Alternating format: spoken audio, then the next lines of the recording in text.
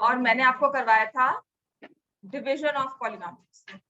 अच्छा, तुम आदित्य अगर उसके हो ना बच्चे डीएबी के, तो तुम्हें डिवीजन तो आती होगी, आती है कि नहीं? चलो कल देख दो, क्वेश्चन रह गए थे आपकी बुक के डिवीजन ऑफ पॉलिनॉमियल्स, पहले हम वही करते हैं। अभी फिलहाल मैं थोड़ा स्पीड में चल रही हूँ, बट थोड़ा सा हम इनका कवर अप कर ले, उसके बाद फिर आपको मैं आराम से सारी प्रैक्टिस करवाऊंगी। ठीक हो गया? With worksheets everything will be given. आपके एग्जाम्स के बाद पॉलिनॉमियल्स अच्छे से करवा देंगे। सिलेबस की स्पीड हमारी ठीक है, ऐसा नहीं है कि सिलेबस नहीं चल रहा, सिलेबस अच्छे से चल रहा है। दिस इज टू डिवाइड, आपका एग्जाम्पल नंबर 7 है बुक का, एग्जाम्पल 7 पेज 38। आदित्य यहाँ पर आ जाओ बच्चा, यहाँ पर आ जाओ। Example 7 page 38, 3x raised to power 4 minus 4x cube minus 3x minus 1। मेरे सामने बैठे ना, मुझे दिख जाएगा क्या लिखा है। उसके बाद कहीं भी बैठ सकते, 2-3 दिन यहाँ बैठ जाओ। Divide by x minus 1। तुम्हें भी यहाँ बिठाऊंगी मैं रुचिता, बिल्कुल कोने में जाके बैठती हो, रश्मि भी वहां कोने में जाके। हाँ?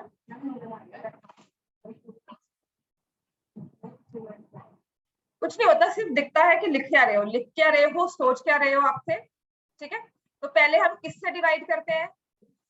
Sorry, 3x raised to power 4 को डिवाइड करेंगे x से, तो पहले हम किससे मल्टीप्लाई करेंगे? 3x cube. सबको क्लियर है ये? we'll multiply with 3x cube और ये बन जाएगा 3x raised to power 4, और साथ में क्या आएगी टर्म? रिश्ता बताओ। माइनस, समझ में आया था कल की नहीं है? ये प्लस हो गया, ये minus, this gets cancelled out, यहाँ रह जाएगा minus x cube minus 3x minus 1। अब किससे मल्टीप्लाई करेंगे? माइनस, अगर ये x है और यहाँ पर x क्यूब है, माइनस एक्स क्यूब है, तो माइनस एक्स क्यूब को x से डिवाइड किया तो हमारे पास आता है minus x square. So now I will multiply with minus x square, तो ये आ जाएगा minus x cube minus x square multiplied with x, और माइनस 1 से मल्टीप्लाई किया तो ये हो जाएगा minus 3x square minus plus x square. x minus 1 को माइनस एक्स स्क्वायर से मल्टीप्लाई किया तो एक तो आता है माइनस एक्स क्यूब, एक आता है प्लस एक्स स्क्वायर। अब हमारे पास यहाँ पे प्लस वाली टर्म कोई एक्स स्क्वायर में है ही नहीं, तो हम इसे अलग से लिख लेंगे। ठीक है, कि यहाँ पर हमारे पास एक्स स्क्वायर था पर उसका कोएफिशिएंट 0 था, तो कोई हमारे पास टर्म नहीं है, तो अलग से मैंने लिख लिया। I will not right with this term, I can not right with minus 1 also, उसके पैरेलल में हम नहीं लिख सकते। अब साइन चेंज कर दिए, साइन चेंज करने के बाद दिस गेट्स कैंसल्ड आउट, यहाँ आ जाएगा minus x square minus 3x minus 1। समझ में आ गया इतना सबको? क्योंकि बेटा वो ऊपर थे, यहाँ पर तो हमारी टर्म 0 0 थी ना, प्लस कर लो माइनस कर लो, जो भी आप साइन लिखोगे आपका मेन टर्म का ये। हम साइन जो मल्टीप्लाई करके टर्म लेकर आते हैं उसका चेंज करते हैं, जो ऊपर वाली टर्म है उसका साइन नहीं चेंज कर रहे। जो आपका बेसिक पॉलिनोमियल है उसका साइन चेंज नहीं किया, जो हमने मल्टीप्लाई करके फैक्टर लिखा उसका साइन चेंज किया। जैसे कि मैंने आपको कहा था 457 को 7 से डिवाइड करो, तो आप लिखते हो 7 6 42, 42 तो प्लस में लिखा है, इसका साइन चेंज किया, माइनस 7 थोड़ी ना कर दिया ऊपर से लाकर। सेम विद नंबर्स, नंबर्स के लिए भी सेम है। अगर आप 7 को 6 से मल्टीप्लाई करते हो और आपके पास 3 डिजिट का नंबर आता है, तो आप 3 डिजिट्स को कवर करोगे, है ना? ऐसे जब मैंने x माइनस 1 को 3x क्यूब से मल्टीप्लाई किया तो मेरे पास 2 टर्म्स आई, तो मैं 2 टर्म्स को ही मल्टीप्लाई कवर करूंगी और कॉरेस्पॉन्डिंग वाली टर्म्स को लिखूंगी। अगर x क्यूब की टर्म है तो उसे x क्यूब के साथ, अगर x स्क्वायर की टर्म है तो उसे x स्क्वायर के साथ, ऐसे लिखेंगे, तभी प्लस माइनस होगा, है ना? हमें पता है कि x क्यूब की टर्म और x स्क्वायर की टर्म आपस में प्लस नहीं हो सकती, ना ही माइनस हो सकती है। So I will take that term जिसके साथ वो मिंगल हो जाए, जिसके साथ वो मिक्स हो जाए, जिसके साथ वो प्लस माइनस हो सके। अब किससे मल्टीप्लाई करेंगे? I have minus x square और यहाँ पर x, तो किससे मल्टीप्लाई करेंगे? Minus x. So I think everyone is clear with multiplication. मेरी यहाँ पे जगह कम है तो मैं इसको यहाँ पे कैरी फॉरवर्ड करूंगी, ठीक है। I change my pen also, ये आ जाएगा minus x square minus 3x minus 1। Aditya आती है आपको ये मल्टीप्लीकेशन?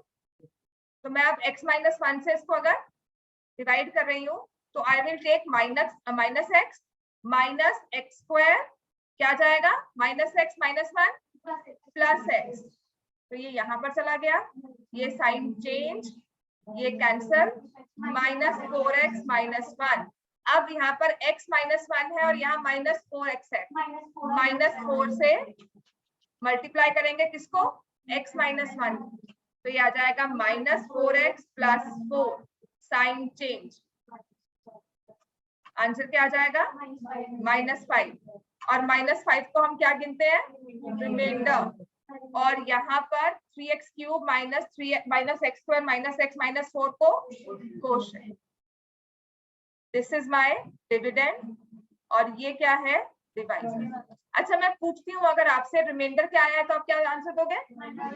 तो माइनस 5 के बेसिस पर what can I say about x minus 1? It is not a factor, क्योंकि remainder is not zero. Factor कभी भी बनने के लिए किसी भी नंबर को, किसी भी पॉलिनोमियल को रिमाइंडर 0 देना होगा, तो यहाँ रिमाइंडर इज नॉट 0, तो इट्स नॉट अ फैक्टर। अब इसी चीज को विदाउट डिविजन मुझे सिर्फ रिमाइंडर निकालना है, I just have to find the remainder. तो मैं 3x raise to power 4 minus 4x cube minus 3x minus 1 आपको दिख रही हूँ, this is my polynomial in x। आपको डिवाइड करना है x माइनस 1 से, just to find the remainder. तो हम क्या यूज करते हैं, बाय रिमाइंडर थ्योरम। आदित्य आती है रिमाइंडर थ्योरम? तो क्या पुट करोगे x की वैल्यू को, क्यों हमने डिवाइड किससे करना है, x माइनस 1 से, तो जो हाँ x माइनस 1 को इक्वल टू 0 पुट करके x की वैल्यू क्या आएगी 1। ये वैल्यू कहाँ जाएगी, पॉलिनोमियल में, जहां जहां x है वहां वहां क्या आ जाएगा 1। तो अगर मुझे सिर्फ रिमाइंडर निकालना हो तो इतनी लंबी डिवीजन मैं करूंगी, करनी चाहिए इतनी लंबी डिवीजन नहीं। तो आंसर मेरा देखो क्या आया, मुझे सिर्फ रिमाइंडर बताना है क्या है, सिर्फ रिमाइंडर पूछा हुआ और कुछ नहीं पूछा हुआ, तो will I go for this long division, I will instead use remainder theorem. तो रिमाइंडर थ्योरम ने क्या कहा कि remainder is -5 when 3x raise to power 4 minus 4x cube minus 3x minus 1 is divided by x minus 1। समझ में आ गया? इस चीज को लिख लो, देखो उसमें यहाँ पर लिखा हुआ है, here the remainder is -5, 0 of x minus 1 is 1. Putting x minus 1 in p of x, we get that -5 which is the remainder. Clear हो गया? और इसी चीज को मैंने फैक्टर थ्योरम अप्लाई की, bye factor theorem, since p of 1 is not equal to 0, therefore x minus 1 is not a factor. बात वही है, निकालना तो आपको p of 1 ही है, हमेशा निकालना तो p of 1 ही होगा, है ना। जो भी आपको डिवाइजर दिया हुआ उसके हिसाब से यहाँ से आप 0 निकालोगे और वो उसकी वैल्यू पुट करके फाइनल आंसर निकालोगे। अगर तो वो -5 है, रिमाइंडर थ्योरम कहेगा ये रिमाइंडर है, फैक्टर थ्योरम बताएगा कि इस रिमाइंडर का बेसिस पर कि हम फैक्टर है या नहीं। क्लियर हो गया? निकालना तो काम वही है, लेकिन उसको इंटरप्रेट 2 वेज में करना। समझ में आ गया? काम हमारा वही है, निकालना हमें एक ही चीज है, x माइनस 1 से डिवाइड करके, लेकिन उसे इंटरप्रेट 2 वेज में करना। इतना क्लियर हो गया हमें? यहां तक कोई प्रॉब्लम किसी को कुछ समझ नहीं आया हो? ऐसा ही अब नेक्स्ट है हमारे पास x क्यूब प्लस 1 को डिवाइड करना है x प्लस 1 से। डिग्री क्या है x क्यूब प्लस 1 की? 3। और कितनी टर्म्स इसमें होनी चाहिए थी? 4। आपके पास मिसिंग टर्म्स कौन सी है? स्क्वायर वाली टर्म नहीं है, x वाली टर्म नहीं है, मैं बता रही हूँ कि ये टर्म्स आएंगी, तो हमारे पास इसमें स्क्वायर की और x की टर्म नहीं है। ठीक हो गया? नहीं, मैक्सिमम कितनी टर्म्स हो सकती है वो पता, हाँ वो तो फिक्स होगा ना, क्योंकि आप क्या करोगे, ax क्यूब फिर x स्क्वायर की टर्म लगा दोगे, फिर x की टर्म लगा दोगे और कांस्टेंट टर्म लगा दोगे। सही होगा हमेशा। Number of terms will be degree +1 always. ठीक है, मैक्सिमम। अब इसमें दो टर्म्स हैं, तो इसका मतलब जो एक्स स्क्वायर की टर्म है और जो एक्स की टर्म है उसका कोएफिशिएंट क्या होगा, 0। समझ में आ गया? तो पहले किससे मल्टीप्लाई करेंगे, इस नंबर को x square, everyone clear? X square से मल्टीप्लाई करके क्या आएगा, यहाँ पर x cube plus 1 into x square plus x square. मेरे पास ऊपर कोई टर्म नहीं है एक्स स्क्वायर वाली, तो मैं इसको अलग से लिख दूंगी। कॉरेस्पॉन्डिंग अगर होती तो मैं उसके नीचे लिखती, यहाँ पर है ही नहीं तो अलग से लिखा, और साइन चेंज, ये कट गया। यहाँ से क्या आ जाएगा, माइनस एक्स स्क्वायर प्लस 1। समझ में आ गया मन्नत? क्या नहीं समझ में आ रहा बताओ सारा? कल बैलेंस डिवीजन कल करवाई थी, परसों? एक बार देखो इसे, हमें क्या करना है, एक्स क्यूब को एक्स प्लस 1 को मल्टीप्लाई डिवाइड करना है एक्स प्लस 1 से। तो मैं क्या करूंगी, जो मेरा फर्स्ट टर्म होता है, हाईएस्ट डिग्री होती है, हाईएस्ट वाली टर्म होती है डिग्री में, पावर में, मैं कोशिश करूंगी कि जो मेरा डिवाइजर है उसके वो बन जाए, एक्स जो है एक्स क्यूब बन जाए। तो एक्स क्यूब और एक्स को जब मैंने डिवाइड किया तो मेरे पास क्या आता है, एक्स स्क्वायर। तो first I need to multiply with x square. अब इस पूरी टर्म को एक्स स्क्वायर से मल्टीप्लाई करो, क्या बन जाएगा आपके पास, x cube plus x square. इस टर्म को मैं यहाँ लेकर आऊंगी, एक्स क्यूब वाली टर्म एक्स क्यूब वाले कॉलम में चली जाएगी, एक्स स्क्वायर का कोई कॉलम नहीं है तो वो अलग से आ जाए। अब इनको करेंगे माइनस, बिकॉज मैंने कल कहा था डिवीजन क्या होती है, it's repeated subtraction.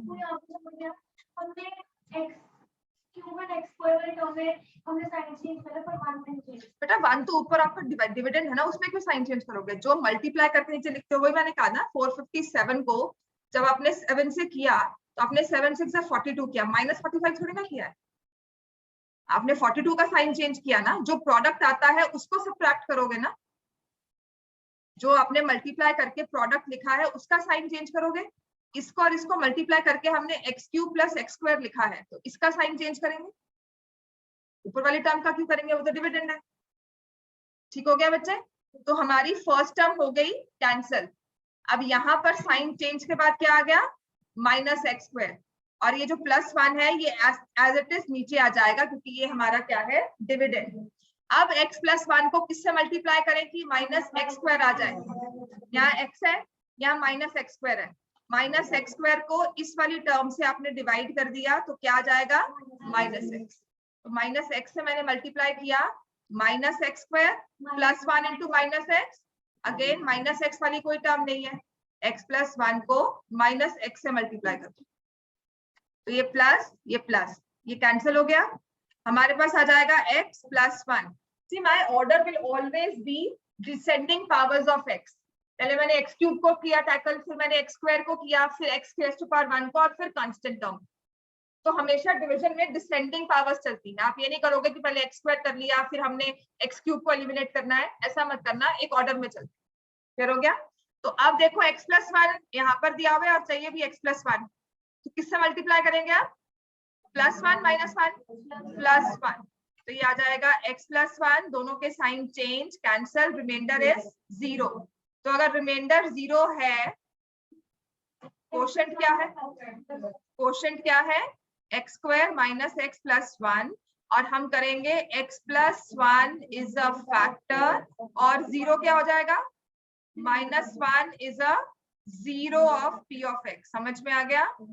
x plus 1 factor है, माइनस 1 क्या है, 0 ऑफ द पॉलिनोमियल, कौन से वाले का, x क्यूब प्लस 1 का।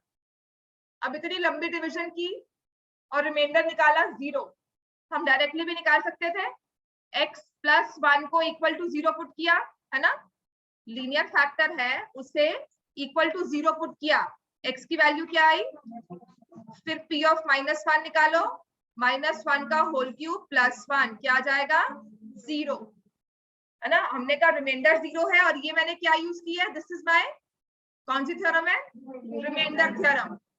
रिमाइंडर थ्योरम सेज कि जब भी आपके पास लीनियर फैक्टर है उसमें से x की वैल्यू निकाल लो, x की वैल्यू को अपने पॉलिनोमियल में पुट कर लो, तो जो आपके पास आंसर आएगा ना, जो वैल्यू ऑफ पॉलिनोमियल आएगा, that is called the remainder, है ना। और अगर वो रिमाइंडर 0 है तो फैक्टर थ्योरम आ जाएगी और कहेगी देखो रिमाइंडर 0 आ गया तो I can say now that this term is a factor of the polynomial. समझ में आ गया इतना? हमें remainder theorem, factor theorem clear है? मैंने आपको एक्सरसाइज 2.3 का क्वेश्चन नंबर 1 करवाना है अभी। इसके बाद हम आएंगे फैक्टराइजेशन ऑफ पॉलिनोमियल्स। ठीक है, ये आराम से करने वाला टॉपिक है, एक बार में समझ नहीं आएगा और हमेशा कंफ्यूजन ये रहेगी मैम ये टर्म दी हुई है तो हमें कैसे पता लगेगा, है ना? ये हर बार रहता है, हाउ डू वी नो।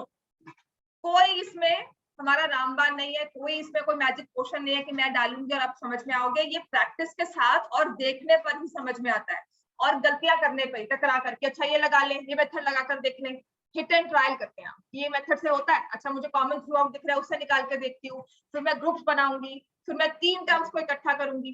ठीक है ना?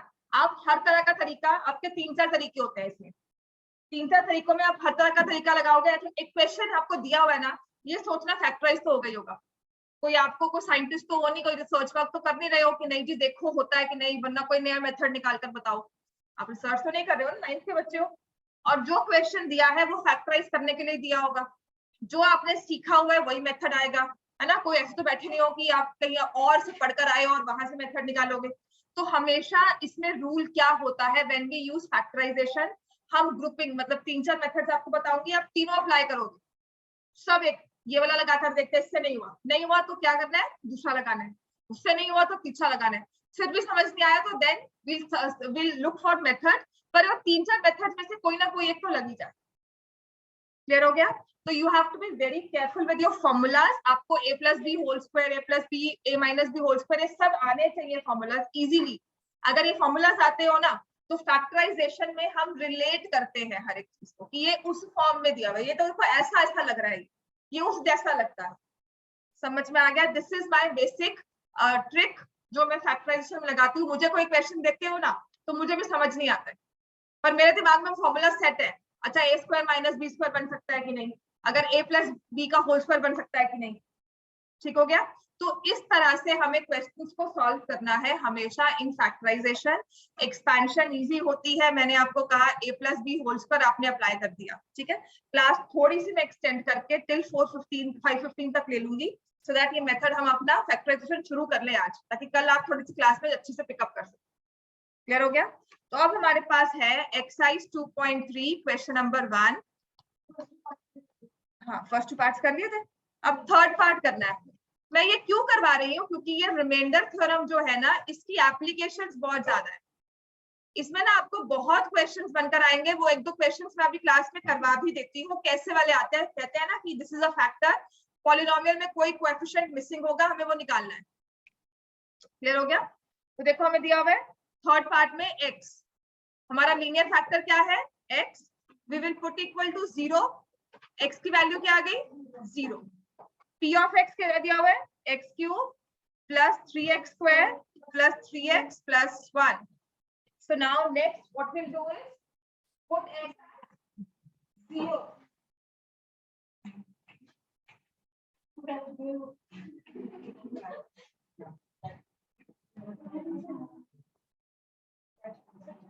चलो put x as 0, x की वैल्यू 0 पुट करो,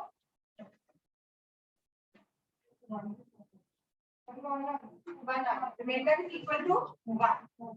तो जब आप x से डिवाइड करते हो रिमाइंडर इज इक्वल टू 1, समझ में आ गया सबको ये?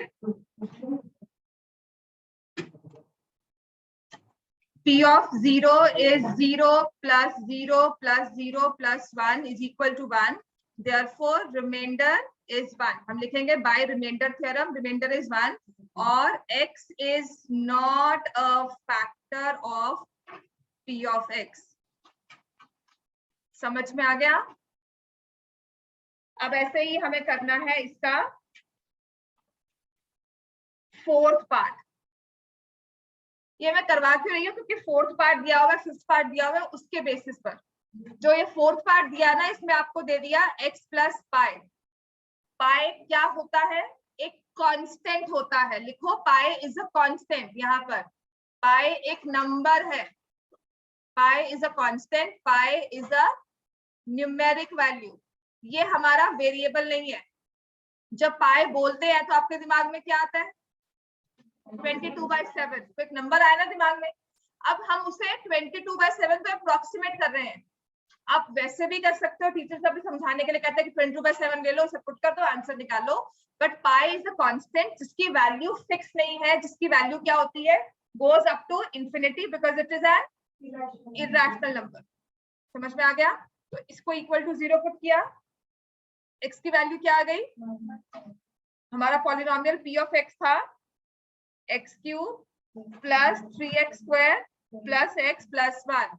अब अगर मैं इसको 22/7 दूं ना, तो आपको 22 का क्यूब करना है, 7 का क्यूब करना है, स्क्वायर करना है दोनों का, फिर यहाँ प्लस माइनस करना है। तो इससे अच्छा है 22/7 ना ले, हम क्या ले, पाई। ठीक है, तो x की जगह क्या पुट करेंगे आप, -पाई, -पाई का होल क्यूब, 3 इंटू -पाई का square plus -pi plus 1।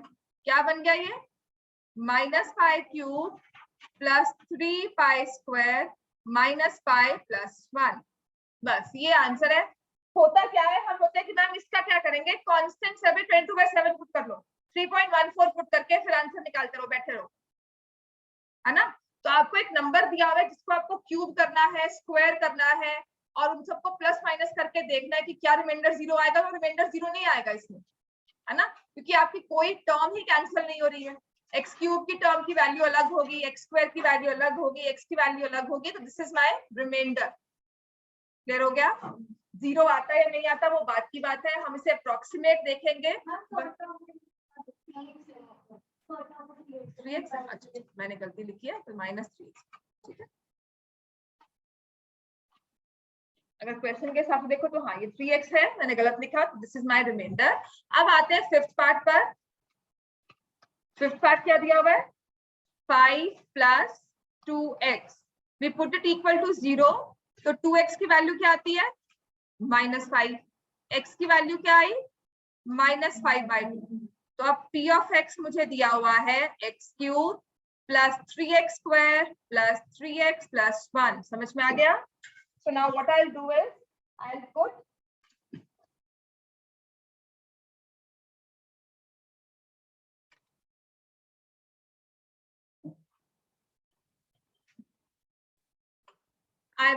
x की वैल्यू क्या डालेंगे, -5/2। तो अब -5/2 का होल क्यूब प्लस 3 इंटू -5/2 का square, 3 into -5/2 plus 1।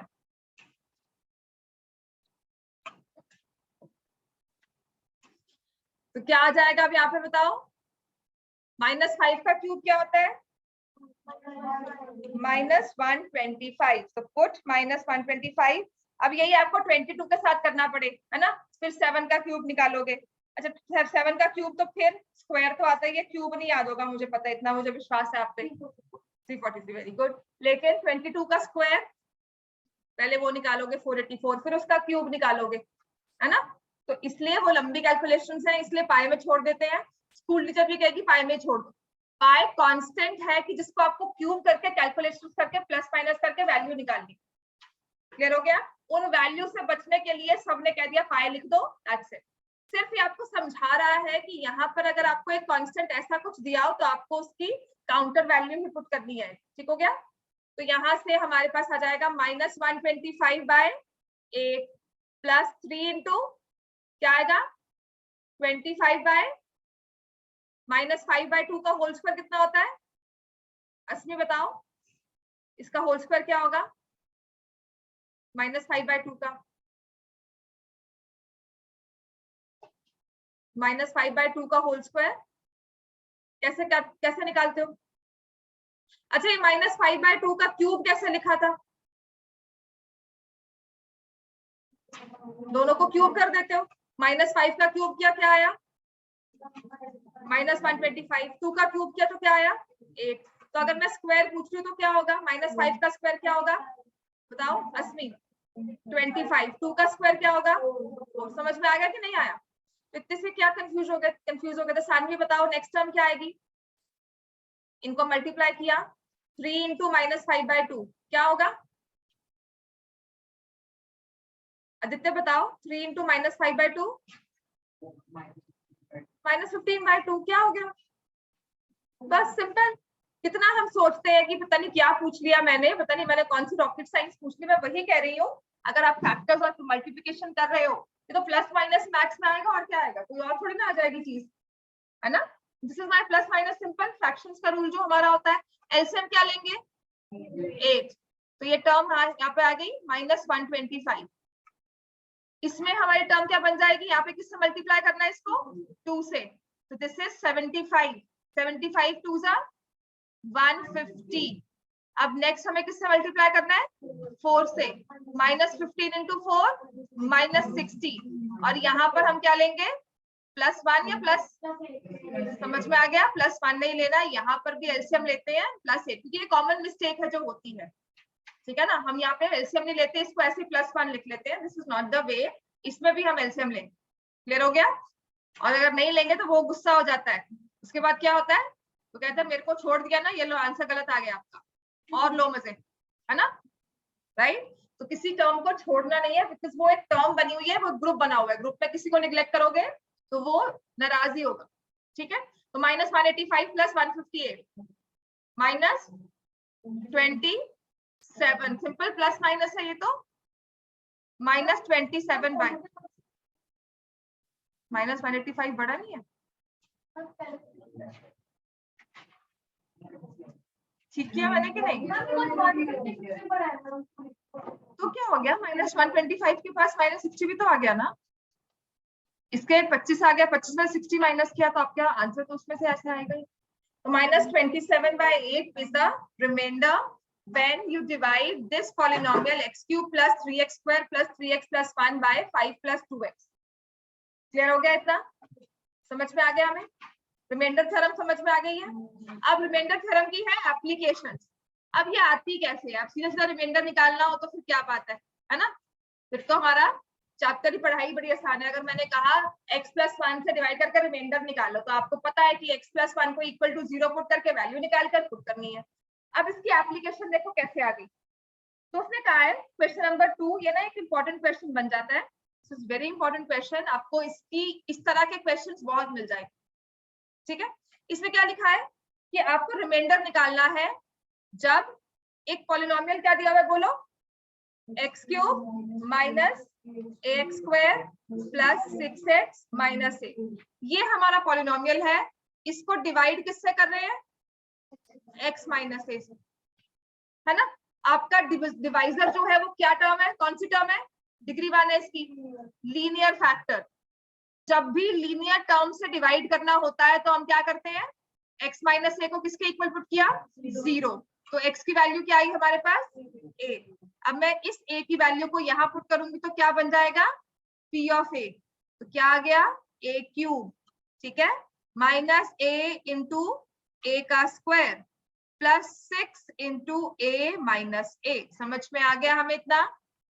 p of a निकालना है तो a³ प्लस में -a³ + 6a - a, ये क्या हो गया? कैंसल। तो रिमाइंडर इज 5a। अब ये डिपेंड करता है a की वैल्यू क्या है, फैक्टर है या नहीं है, मुझे नहीं पता, but I know the remainder क्या आ गया? 5a। Remainder is 5a। समझ में आ गया इतना हमें? क्वेश्चन नंबर 3 करोगे?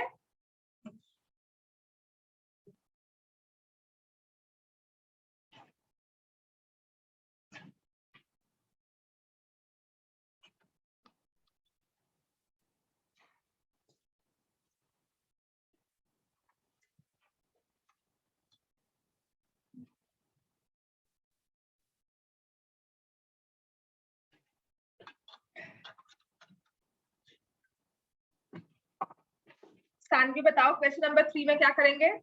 स्टार्टिंग हमारा क्या होगा?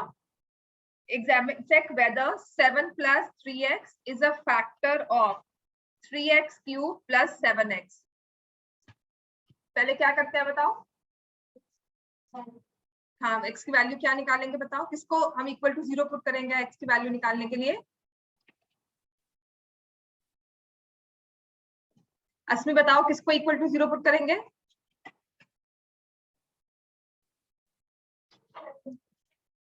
7 + 3x। डिवाइड किससे कर रहे हो? बताओ सानवी, डिवाइड किससे कर रहे हो? किसको डिवाइड कर रहे हो? ये हमारा डिविडेंड है, किससे डिवाइड कर रहे हो? 7 + 3x। तो हमेशा जिससे डिवाइड करते हो उसको इक्वल टू 0 पुट करना है। तो x की वैल्यू क्या आ जाएगी? सॉल्व करा करो, इसको देख रहे हो, सॉल्व करो। 3x + 7, यहाँ पर सच में डमी बनकर नहीं बैठो, नहीं समझ में आता तो पूछो किसको हमें डिवाइड करना है। इसमें समझ में आ गया? 3x + 7 को इक्वल टू 0 करना है, तो x की वैल्यू क्या आ जाएगी? अब बताओ सानवी। -1 क्यों? मैंने इसको 0 पुट किया तो x की वैल्यू क्या आई? -1 आई। 3x + 7 इक्वल टू 0 किया है, इसे सॉल्व करना है। Solve this equation. तो अब क्या करोगे? पहला स्टेप क्या होगा? 3x is equal to -3x + 7 -7 + 3x। कैसे, क्या कर रहे हो तुम? 3x को यहाँ ले लिया -7, x की वैल्यू क्या आ गई? समझ में आया कि नहीं? चैप्टर 8 लीनियर इक्वेशंस याद है कि नहीं याद है? नहीं, क्यों? x की वैल्यू क्या आ गई? -7/3। So now put -7/3। आपको अगर एक सिंपल इक्वेशन सॉल्व करनी नहीं आ रही है तो आप बताओ और उसकी प्रैक्टिस करो बच्चे। यहाँ पर ऐसे बैठोगे और कुछ नहीं पूछोगे, कोई फायदा नहीं होने वाला। 3 × -343/27 -49/3। हाँ जी, लगे रहो, कैलकुलेशंस करो। -343 -49 × 3/9। देखो ये कैलकुलेशन सानवी आपको सीखनी ही पड़ेगी। आप ये कहो ना कि मुझे नहीं आती और सिर्फ नोट कर रहे हो तो नहीं चलेगा। हमने एलसीएम लिया है। -147।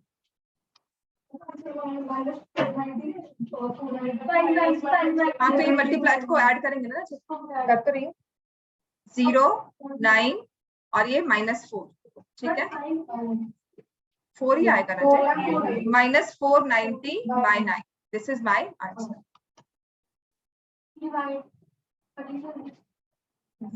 कटिंग तो हो ही नहीं रही है, बस इतना ही आंसर है। इसको आप मिक्स फ्रैक्शन में शो कर सकते हो। समझ में आ गया? एग्जाम कोई बात नहीं, बाद में कट करोगे, ठीक है ना? आपने नहीं किया तो आपका यहाँ पर स्टेप पे आंसर दोनों जो आएंगे ना डिविजिबल होंगे। 27 होगा, यहाँ कोई और नंबर होगा, यहाँ पे होगा × 3 करके देखो, -1470 आ रहा होगा। हाँ वो तो है ना, ये कैंसिल करोगे तो क्या आ जाएगा? समझ में आ गया ना? तो जरूरी है कि यहाँ कर लो, इजी हो जाता है काम हमारा, है ना? चलो अब आते हैं एग्जाम्पल नंबर 11। एग्जाम्पल 11 में उसने लिखा है examine whether x + 2 is a factor of x³ + 3x² + 5x + 6। तो एक आपको पॉलिनोमियल दिया हुआ है ये वाला, इसका फैक्टर चेक करना है। तो सानवी अब बताओ क्या करेंगे? और एक दूसरा पॉलिनोमियल दिया हुआ है 2x + 4। चेक किसको करना है, कौन फैक्टर है? x + 2। फैक्टर चेक करने के लिए हम क्या करते हैं? x + 2 को 0 पुट करेंगे, तो x की वैल्यू क्या आ जाएगी? 0। x की वैल्यू क्या आएगी? -2। अब इस -2 को हम क्या करेंगे? हाँ तो पुट करके मुझे आंसर अब आप बताओगे, कोई नहीं बताएगा, मुझे सानवी आंसर बताएगी। जल्दी करो, सब वेट कर रहे हैं आपके लिए।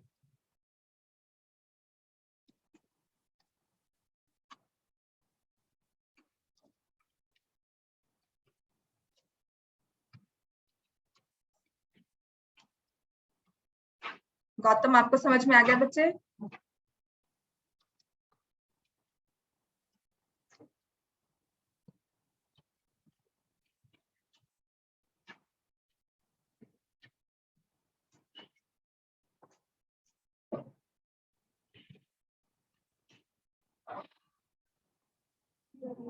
क्या रिमाइंडर? क्यों पुट क्यों नहीं किया? क्यूब पुट करने के बाद क्या आया आपके पास, बताओ क्या किया उसके बाद, बताओ। -2 का क्यूब किया, कितना आया? तो प्लस माइनस करो, प्लस वाले साइन प्लस होंगे, माइनस वाले साइन आपस में ऐड होंगे। -8 है, -10 क्या होगा? -18। +12 +6 क्या होगा? +18। -18 +18 0। ये तो हमने किया हुआ है इंटीजर्स की नहीं? अस्मी 6th में किया था ना, इंटीजर्स सारे स्टार्ट किए थे, है ना? 6th में वैसा पड़ी हुई थी ये इंटीजर्स, मैंने ही करवाया है इसको, है ना? हाँ, तो 6th में आपने ये प्लस माइनस किए थे इंटीजर्स के, तब तो नॉर्मल था हमारा, कुछ भी ऐसा नहीं था। लाइक पढ़ो अच्छे से, अपने बेसिक्स को स्ट्रॉन्ग करो, ये सब चीजें आपको वहां पर अब 9th में आकर मैं हर बार इस पे फोकस नहीं कर पाऊँ, थोड़ी सी प्रैक्टिस आपको खुद करनी है, घर जाके मैथ्स को रिवाइज करो। जो बच्चा थोड़ा सा भी वीक है ना मैथ्स में नहीं समझ में आती क्लास में, जो क्लास का वर्क है घर जाकर उसे 2 बार सॉल्व करना ही है, आपको एक्स्ट्रा टाइम अभी देना ही होगा ताकि पेपर्स में मुश्किल ना आए, ठीक है? तो x+2 क्या लिखेंगे? Is a factor of p of x। Clear हो गया इतना? x+2 is a factor of p of x। अब हमें दूसरा पॉलिनोमियल दिया हुआ है 2x+4, इसको चेक करना है। अस्मी आप बताओ आप क्या करेंगे, कौन सी वैल्यू लेंगे हम? x की कौन सी वैल्यू आई है, देखो x की वैल्यू क्या आई है, बताओ। 0 आई है, क्यों? फैक्टर किसको चेक करना है? x+2 को। तो इसको मैंने इक्वल टू 0 पुट किया, तो x की वैल्यू क्या आई? -2। तो now I will put x as -2। Polynomial दूसरा दिया हुआ है -2, 2 इंटू -2 + 4, तो क्या आ गया? -4 + 4 0। Hence x+2 is a factor of qx, factor of q of x। समझ में आ गया? वो जो चीज हम रिमाइंडर में कर रहे थे, रिमाइंडर 0 आने पर हमने फैक्टर थ्योरम को भी साथ में अप्लाई करके आंसर निकाल लिया। Are we clear with this much? अब आते हैं example 12 which is very important. ऐसा क्वेश्चन आपके पेपर में दिए भी दिख लेना, आएगा ही आएगा। एक वो ए क्यूब वाला क्वेश्चन जो है ना, जिसमें ए कट जाता है, वो वाला क्वेश्चन, और एक ए वाला क्वेश्चन, ऐसा ही कुछ ना कुछ क्वेश्चन आता है। ए की जगह के दिया होगा, आपको के कट जाएगा एंड में आकर, ठीक है? कुछ ऐसा होता है, इसमें भी होगा, वो मैं करवा भी दूंगी। वो हर बार ना आपके पेपर में आता है, x - a is a factor, so find the value of k। तो वो हम उसे सॉल्व करते हैं। चलो अब आते हैं एग्जांपल 12। एग्जांपल 12 जैसे क्वेश्चंस रिमाइंडर थ्योरम की एप्लीकेशन है और इंपॉर्टेंट है, इसको आप अप्लाई कर रहे हो। पहले तो सीधा सीधा तो रिमाइंडर निकाल रहे थे कि रिमाइंडर निकाला, फैक्टर निकाल दिया, रिमाइंडर निकाला, फैक्टर निकाला, ठीक है? अब उसने कहा है x - 1 इज अ फैक्टर। हाँ, x - 1 is a factor of p of x cube plus 3x² - 4x plus k। पहले तो इस चीज को डिसाइड करना है कि ये जो पॉलिनोमियल है, कौन से वाला? 4x³ plus 3x² - 4x plus k, इसमें वेरिएबल क्या है? x। और जो k है वो क्या दिया हुआ है? कांस्टेंट। के वेरिएबल नहीं है, के की वैल्यू मिसिंग है, उसे हमें निकालना है। वेरिएबल हमारा x है। डिवाइजर, डिवाइड कौन कर रहा है? x - 1, ठीक है? तो इसका मतलब उसने कहा है x - 1 अगर फैक्टर है इसका, इसको मैंने लिखा p ऑफ x, तो x - 1 को किसके इक्वल पुट करते हैं? 0। x की वैल्यू क्या आती है? 1। तो इसका मतलब जब मैं ये वैल्यू p ऑफ x में पुट करूंगी, p ऑफ 1 किसके इक्वल आएगा? 0। हम लिखेंगे since x - 1 is a factor of p of x, therefore by factor theorem, ये लिखना होगा सब्जेक्टिव में क्योंकि फैक्टर थ्योरम हमें है। therefore by factor theorem p of 1 equals to 0। समझ में आ गया?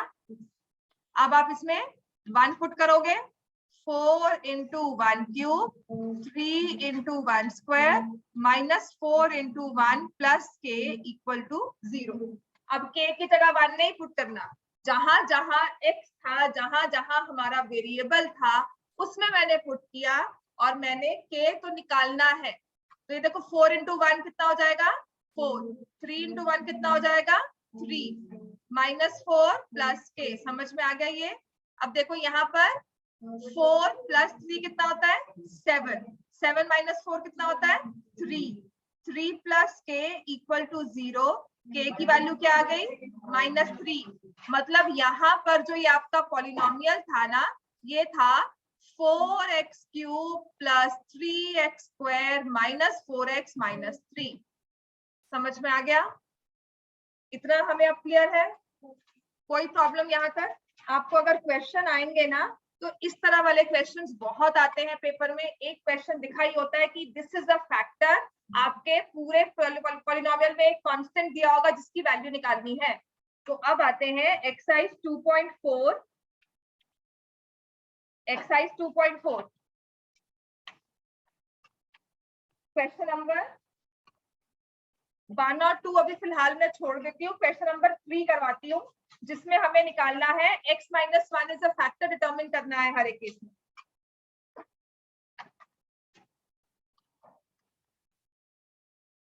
वन और 2 फिर भी आपके होमवर्क में कवर होने वाले क्वेश्चंस हैं। मैं थोड़ा स्पीड अप लेके बच्चे करवा रही हूँ, सिर्फ आपको फैक्टराइजेशन करवा दूं। मैं प्रैक्टिस बहुत करवाऊंगी इस फैक्टर की। आप अपने पेपर से थोड़ा सा फ्री हो जाओ तो सारे कॉन्सेप्ट दोबारा से रिवाइज होंगे। ठीक हो गया? अब we are not clear with the examination, अभी कैसे चल रहा है। डीएवी का कल से शुरू हो रहे थे एग्जाम, परसों से ट्यूसडे से शुरू हो रहे हैं, है ना? और उसके बाद आपके कॉन्वेंट के भी है ना, ऑनलाइन ऑफलाइन जो भी है एग्जाम्स तो है, आपके नहीं है तो फिर उसके हिसाब से हम करेंगे। तो आप एग्जाम से फ्री हो जाओगे। इस चैप्टर में फैक्टराइजेशन को अच्छे से हमें करना है। ठीक हो गया? उसके बाद मैं चैप्टर 4 स्टार्ट करूंगी, लीनियर इक्वेशंस।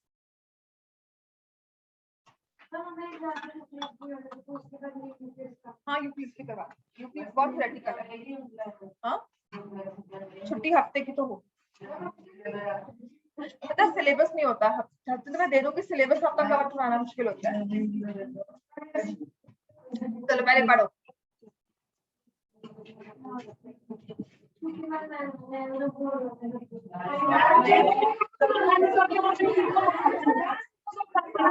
छुट्टी होगी तो बिल्कुल होगी, ऐसी बात नहीं है, सबको चाहिए होती है। हाँ लास्ट वीक में ही दूंगी। आपको क्वेश्चन नंबर 3 में चेक करना है, x minus 1 is a factor of p of x in each of the following cases. तो फर्स्ट आपको दिया हुआ है, देखो p ऑफ x क्या दिया हुआ है कि ये जो x माइनस 1 है p ऑफ x का फैक्टर है। p ऑफ x क्या है x square plus x plus k, बिल्कुल सेम है। इसमें हमें क्या करना है, कांस्टेंट कौन सा दिया हुआ है k, वेरिएबल क्या है x। अगर आपको कंफ्यूजन है तो लिखो, इसमें लिख लोगे आपके कॉन्सेप्ट क्लियर होंगे। Here x is the variable, k is a constant. We have to find the value of k. x variable है, k कांस्टेंट है। जो x की वैल्यू है वो x में पुट होगी, k में पुट नहीं होगी। k हमारा कांस्टेंट टर्म है, एक मिसिंग टर्म है जो हमें निकालनी है। तो हम क्या करेंगे, देखो x माइनस 1 फैक्टर है तो हमेशा क्या करते हैं, x माइनस 1 को इक्वल टू 0। समझ में आ गया?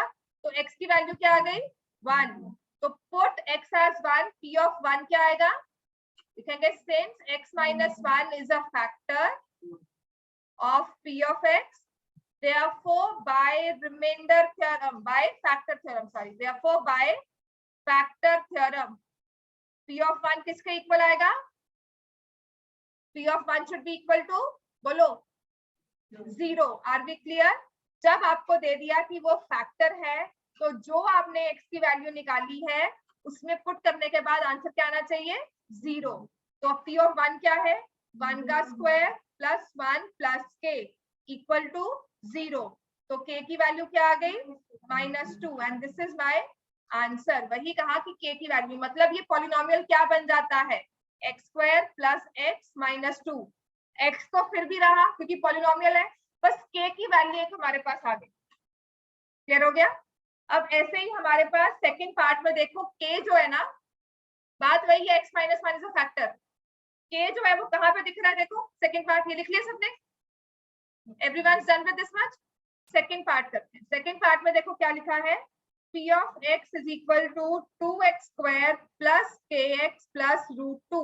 अच्छा k कहां पर है, यहाँ पर कौन सी टर्म बनकर आया, के x का कोएफिशिएंट है, जो k है that is coefficient of x। अब तक आपने k को ना कांस्टेंट टर्म में देखा था, अब x क्या है, k क्या है, कोएफिशिएंट ऑफ x।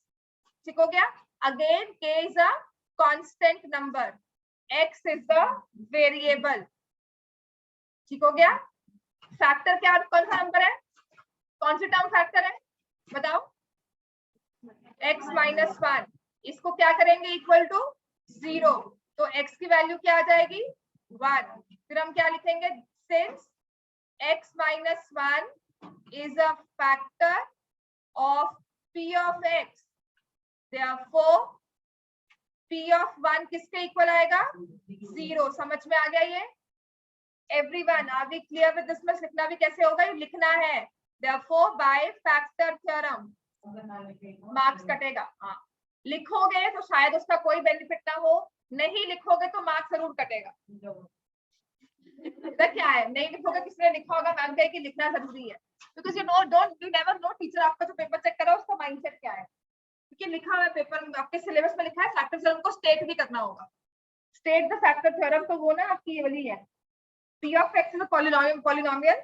पेज 40 पे देखो फैक्टर थ्योरम पूरी लिखी हुई है, तो लर्न कर लेना इसको। 1.2 पॉइंट लिखना नहीं होगा, स्टेट नहीं होगी, हमेशा इसका समझने का मतलब ही आएगा। ठीक है, तो आपने लिखा है, देखो इसका सेकंड पार्ट जो है ना, x minus a is a factor if p of a is 0, तो वही चीज हम लिख रहे हैं, ये स्टेटमेंट है। x minus 1 is a factor, bye factor theorem p of 1 is 0। Since p of 1 is 0, x minus 1 is a factor, ये स्टेटमेंट है। समझ में आ गया? उसने कहा है ना स्टेट करो, तो स्टेट का मतलब मार्क्स यही है। क्लियर हो गया इतना में?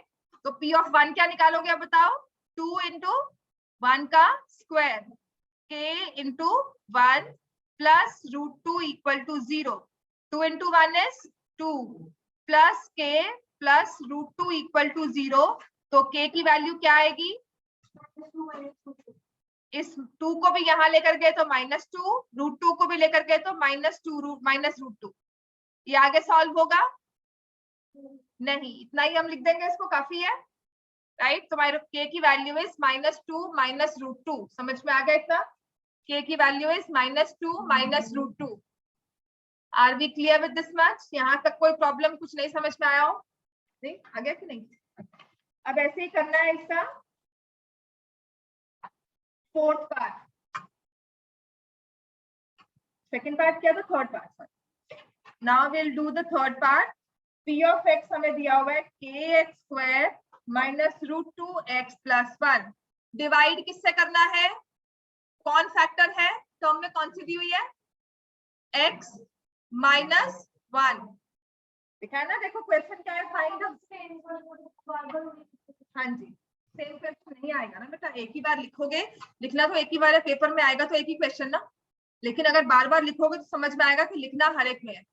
आप कहोगे मैम ने तो फर्स्ट पार्ट में लिखवाया था, थर्ड पार्ट आ गया, मैं उस पर क्यों लिखूं, है ना। हाँ, आपने तो फर्स्ट में लिखा था, बच्चे होते हैं ऐसे। हाँ जी, ठीक है। तो x इक्वल टू 1, ये सिर्फ याद करवाने का वे है। सीरियसली जब हमें पढ़ाया जाता था तो हमें कहते थे पहले मे तक तो ना हम हर एक स्टेटमेंट लिखते थे, राइट। तो इसका मतलब है since x minus 1 is the factor of p of x, therefore by factor theorem p of 1 किसके इक्वल आएगा 0। तो आप 1 पुट करोगे, k into 1 square minus √2 into 1 plus 1 equal to 0, तो k minus √2 plus 1 equal to 0। k की value क्या आ गई, √2 minus 1। This is my answer, k is √2 minus 1। समझ में आ गया? अब आ जाओ फोर्थ पार्ट पे। 5-10 तक मैं बस आपकी क्लास लूंगी, उसके बाद छोड़ दूंगी। फैक्टराइजेशन कल स्टार्ट कर देंगे, ए माइनस भी सारा हो जाएगा कल, फैक्टराइजेशन 2 दिन में आराम से हो जाएगा। ठीक है, तो मैं बाद में भी बैठा लूंगी, साइंस क्लास आना है ना, उसके बाद से आ जाना मेरे पास। Fourth part, p of x is equal to kx square minus 3x plus k। ये समझ में आ गया है ना? क्या फैक्टर दिया हुआ है इसमें, x माइनस 1। तो हम क्या लिखेंगे, x minus 1 is a factor of, Aditya पूरा लिखा है, ऑफ, हाँ लिखनी है, देखो ना, यहाँ नहीं लिखोगे पेपर में भी मिस कर दोगे। Therefore by factor theorem P of 1 equal to 0, 1 कहां से आया ये, मैंने P ऑफ 1 कहां से लिया, ये x माइनस 1 को किसके इक्वल पुट किया है, 0, तो ये आ जाएगा k into 1 square minus 3 into 1 plus k equal to 0। अब इसको सॉल्व किया, k minus 3 plus k equal to 0, k plus k क्या बन जाता है 2k, माइनस 3 इक्वल टू 0, तो k की वैल्यू क्या आ गई 3/2। समझ में आ गया इतना, तो k आंसर हमारे पास आता है 3/2। अभी फिलहाल के लिए हमें यही क्वेश्चंस होंगे, या फिर इस पे डिफिकल्ट जो क्वेश्चन आता है ना वो ये वाला है, 2 वेरिएबल्स वाला क्वेश्चन भी है, मैं वो करवा देती हूँ क्योंकि डीएवी वो पक्का डालते ही पेपर में।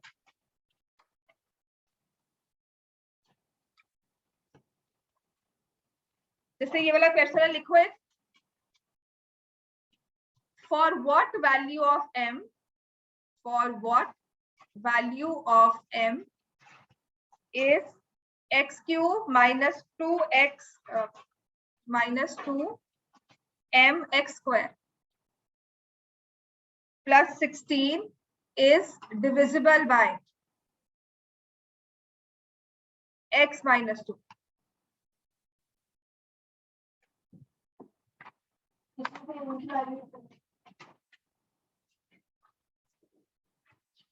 m की वैल्यू निकालनी है, डिविजिबल बाय x माइनस 2 दिया है, तो x माइनस 2 क्या हो गया फैक्टर किसका, p ऑफ x का, तो x माइनस 2 अगर फैक्टर है तो x की वैल्यू क्या आ गई, समझ में आ गया, तो हम लिखेंगे since x minus 2 is a factor of p of x, therefore by factor theorem p of 2 किसके इक्वल हो जाएगा 0, तो यहाँ आप जहां पर आपके पास x है वहां पर आप 2 पुट कर दोगे और m के लिए सॉल्व कर।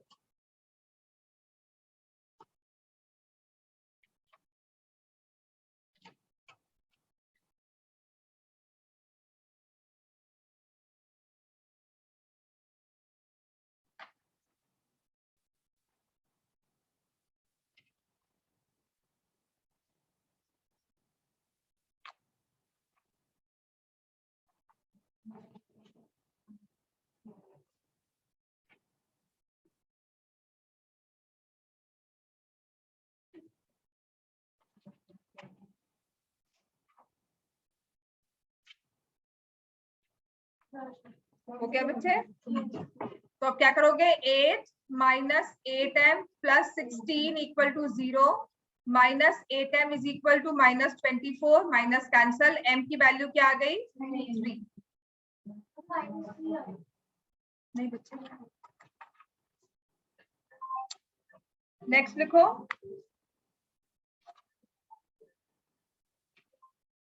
समझ में आ गई है, नेक्स्ट लिखोगे पॉलिनोमियल्स,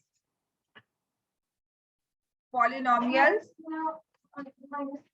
बेटा -8 है ना यहाँ पर, अलग से भी कर लो तो भी -8 ही आएगा ना, 24 आ गया तो उसको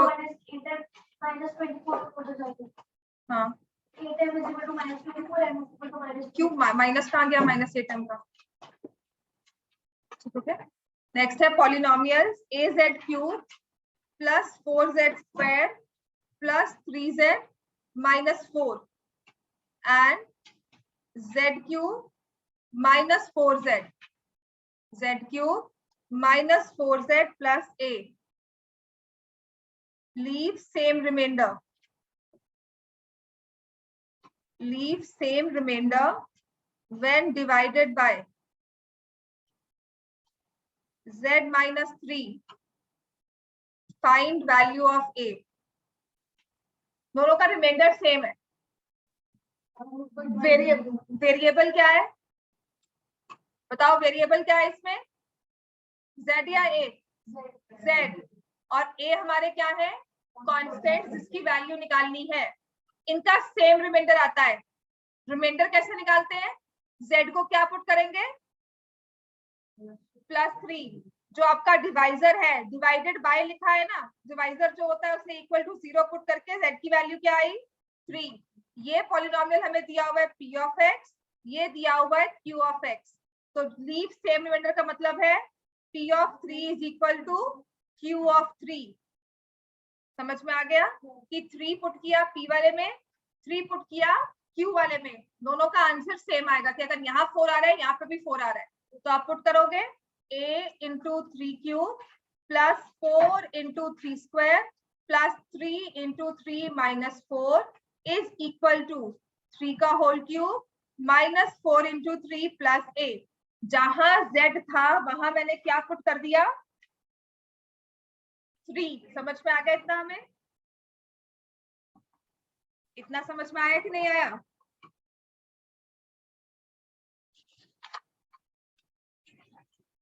z की वैल्यू निकाल दो इसमें अब।